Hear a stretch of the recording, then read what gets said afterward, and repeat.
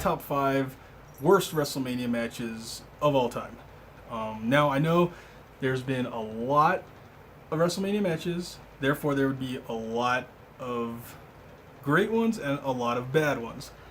When it comes to the bad ones, sometimes they could be more memorable than the good matches. But today we're going to focus on the worst ones. My number 5 worst WrestleMania match is Daniel Bryan versus Sheamus for the World Heavyweight title. And it seems to me it's just a big slap in the face to the World Heavyweight Championship that, first of all, it's the first match on the card.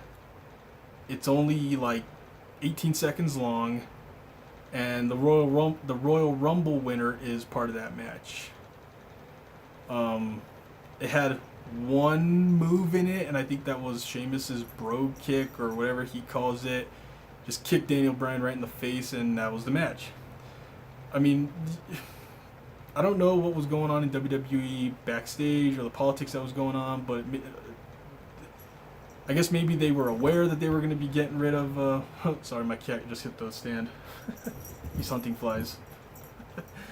I don't know if WWE knew that they were going to be getting rid of the World Heavyweight title soon. I don't know, but it's such a terrible way to treat that once prestigious title. So number 4 is from WrestleMania 26. It's Bret Hart versus Vince McMahon. This shouldn't come as a surprise to anybody. If you guys have seen that match, you know exactly what I'm talking about. It's one of the worst freaking matches of all time. Hey, knock it off! Now he's jumping up and down the curtains.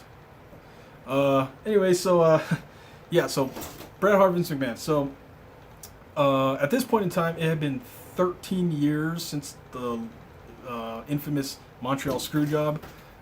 So everybody was kind of, I was even excited and pumped to see Bret Hart back in the WWE. I never thought I would ever see it again, but so that was the cool part.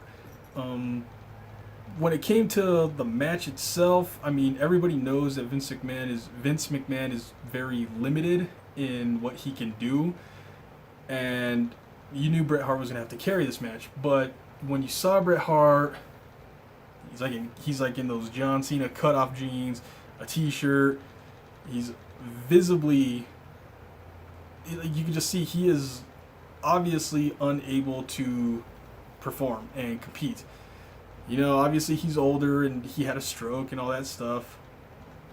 And we're not expecting him to be the Bret Hart of the 90s, but for what this match was, which was literally just him going in there, beating the snot out of Vince McMahon, hitting him with chairs.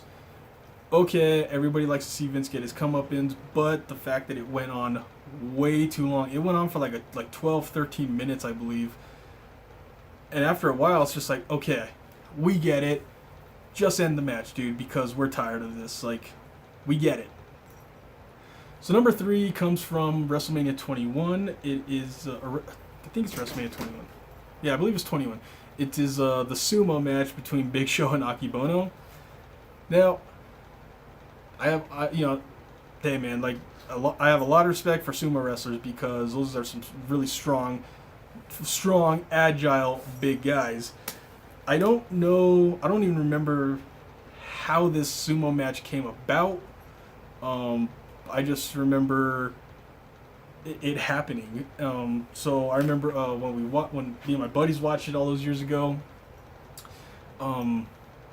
We saw that they turned the ring into like a legit traditional sumo ring. But yeah, we were not expecting that Big Show was going to be wearing one of those sumo wrestling diaper things. And for God's sake, that guy came out in a kimono and took it off, and everybody was just like, you could hear the crowd just, oh, God. Yeah. So number 2, a lot of people are going to be surprised that I don't have this number 1. Number 2 is actually the Michael Cole versus Jerry the King Lawler match. Now, the reason why this is number 2 and not number 1 is people genuinely wanted to see Michael Cole get beat up Me being one of them. I remember. Well, this was a time that I didn't really watch wrestling all that much, so I didn't see it live. But I did go back and watch it, and I could see in the audience that fans really wanted to see Michael Cole get beat up, because I am one of those ones. I can't stand him. I think his commentating is. I think he's lost his love for it. It just sounds to me like he doesn't care anymore. So, this match again, kind of what everybody expected. Wasn't going to be anything great. Wasn't going to be anything spectacular. Michael Cole had a couple things here and there that he did, but for the most part, it's just Jerry the King Lawler giving him those right hand punches for the whole match. That's pretty much it. There were a couple funny parts that may have saved people from hating it completely, but as far as just overall wrestling matches, it was one of the worst. So number one, worst WrestleMania match in my opinion is the WrestleMania 9 Yokozuna versus Hulk Hogan match. WrestleMania 9 is easily one of the worst WrestleMania shows ever. It just was it was just a whack pay-per-view. And then you had Yokozuna versus Bret Hart in the main event. That was pretty cool. Two young up-and-coming guys in the business. This was the first WrestleMania where somebody other than like Hulk Hogan was in the main event. I think other than WrestleMania 4, but even then Hulk Hogan was involved in it. Lo and behold, after the match ended between Bret Hart and Yokozuna being the champion, for some reason Hulk Hogan comes out and demands a title match right then and there. Yokozuna says yes.